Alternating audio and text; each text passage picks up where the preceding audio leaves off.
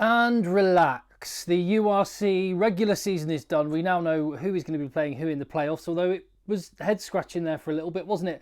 But here I'm going to talk about the game that happened at Thomond Park between Munster and Ulster, which turned into a bit of a vintage Interpro classic. Bit farcical at times, amazing rugby at other times, a lot of commitment from both sides, absolutely.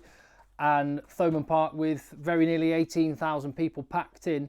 And this is the only place that Munster will play for the remainder of the season, because they are not only the holders, the number one seeds going into the playoffs. After a win against Ulster, 29 points to 24, secured top spot.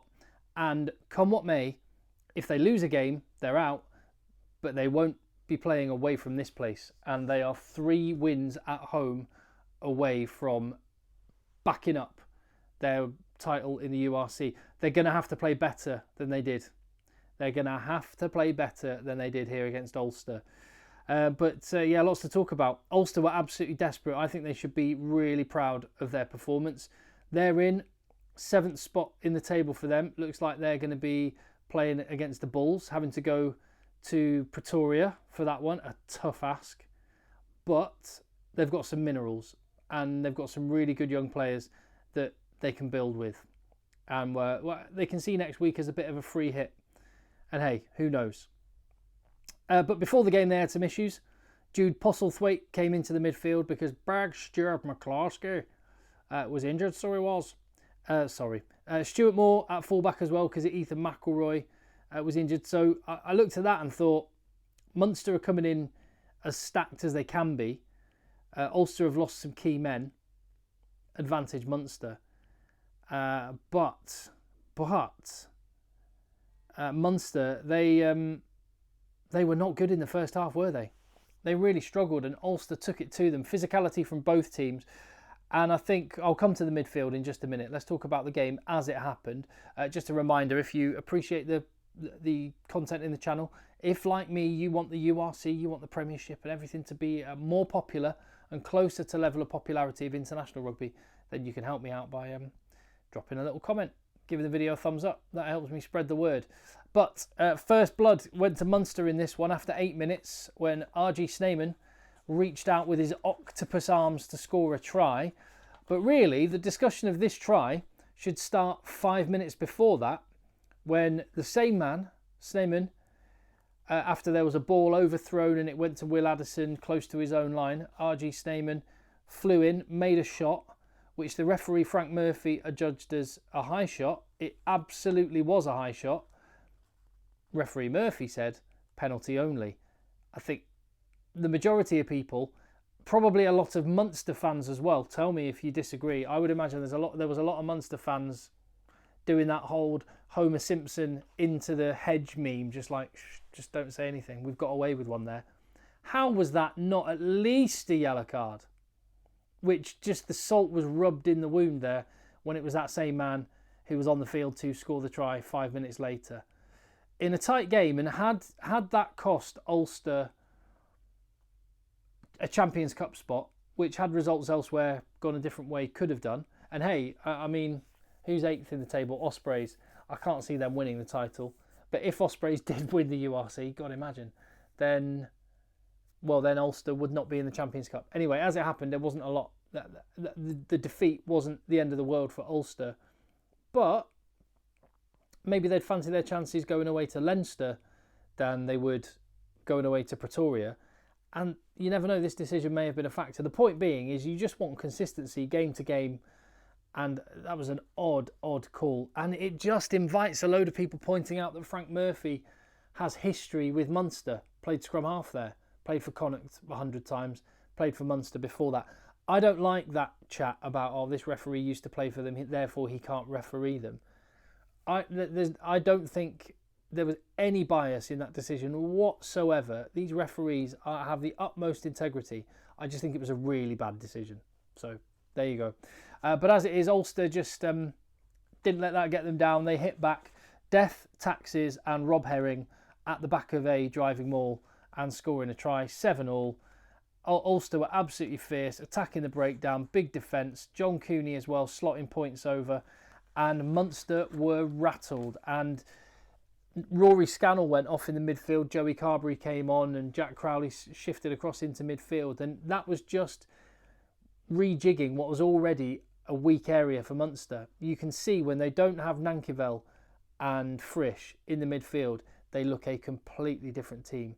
They did not that, and they're going to need to address that. What do Munster do for next week in the playoffs? Okay, fine, it's Ospreys that they'll probably fancy themselves to get through that come what may, but get to a semi-final, they're going to need to really make sure they've got a solid midfield. I don't think it was good enough today, and that was a big reason why they sort of lacked that cohesion that you normally get between the forwards and the backs. Just wasn't that same level of continuity. They did get a lot better in the second half. And is Carberry 10, Crowley 12, something that Munster could play with? We'll see. But 10 points to 7 up, Ulster, with 4 minutes until the half, scored a try from close range. It was Dave McCann, 17-7 at half-time. And no less than Ulster deserved, really. Munster had looked poor, a bit disjointed, made mistakes, and Ulster had over 60% possession and territory and had made it count on the scoreboard. And Graham Rowntree would have to earn his corn on this one by giving the team just a bit of a reorganisation, a bit of an injection of something. And it did feel like in the second half they managed the game much better. Munster hit factory reset a little bit. They started controlling the game. They went to the power game. The scrum started to have more and more of an impact, and they got things together. And it was when it was Ollie Jaeger, Tom Ahern, John Hodnett and Gavin Coombs came on all at the same time. Immediate injection of dynamism.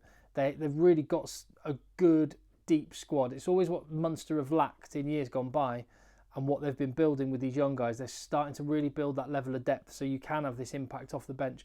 Instant impact. And Nash finished it off. Flowing move. Carberry and Crowley linking up. Offloads to Coombs, Jaeger, and then Craig Casey with a beautiful pass to Nash to dot down in the corner, and a touchline conversion from Jack Crowley, who, I'll come on to it, knocked one over a few minutes later from the opposite touchline as well. So his kicking was on the money for the most part. But that try from Nash was immediately cancelled out after a break from Izuchukwu, who looks a proper athlete, doesn't he? Sevens background, I know, just a real... This is one of the young guys that Ulster can feel a bit of positivity about. They've got a good back row, and Matty Ray off the bench also scored that try, with Cooney converting, and so all that good work from Munster just wiped straight out. But 3 minutes after that, the game just started getting bonkers. It was end to end. Munster this time on the left-hand touchline, again phase after phase. Carberry, Crowley, eventually Casey with a beautiful pickup, supplied the ball to Daly and try, and it felt inevitable. 21 points to 24 down, it felt inevitable. I would say, and tell me what you think, I think both teams took risks at this stage in the game that they will not take in the knockout stages.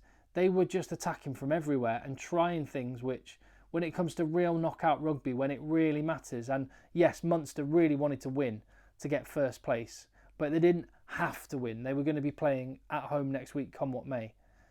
Ulster probably had it in their mind. They probably knew we're going to qualify. Well, no, they knew going into the game the minimum they could get was 7th, but they could get one higher. It wasn't like make or break, so they were taking risks that they wouldn't normally take, but it did feel inevitable. And Ulster, Timoney gave away a bit of a soft penalty, offside at the line out. Crowley knocks it into the corner. Clark gets the touchdown, 26-24, another penalty just to extinguish hope, 29-24, Munster take the spoils. There's Daly's try. There's Simon Zebo, very happy that he can look forward to never having to play anywhere else except for Thomond Park. Could be a fairy tale finish for him. Could be another great season for Munster. They're the best team in the URC in the regular season, but there's teams that will be thinking they can show them a thing or two when they get the opportunity, if they get the opportunity to come to either Thomond Park or the Gaelic Sports Stadium in Cork. Is Cork, isn't it? Just up the road. Really enjoyed the weekend's rugby. Thoroughly enjoyed that match. Bit bitty to start with. Opened up loads in the second half. And Ospreys will be rolling into town because their win against Cardiff ousted Lions from their spot in the playoffs. Shame for them. So we have got, 2 South African teams, 3 Irish teams, a Scottish team, an Italian team, and a Welsh team. That's pretty cool that there's a representative from each of the nations in the URC in the playoffs. I'm pleased for Ospreys. I'd kind of written them off a couple of weeks ago, if I'm perfectly honest, but I have to eat humble pie on that one. Thank you very much for your support on the channel. Appreciate you watching.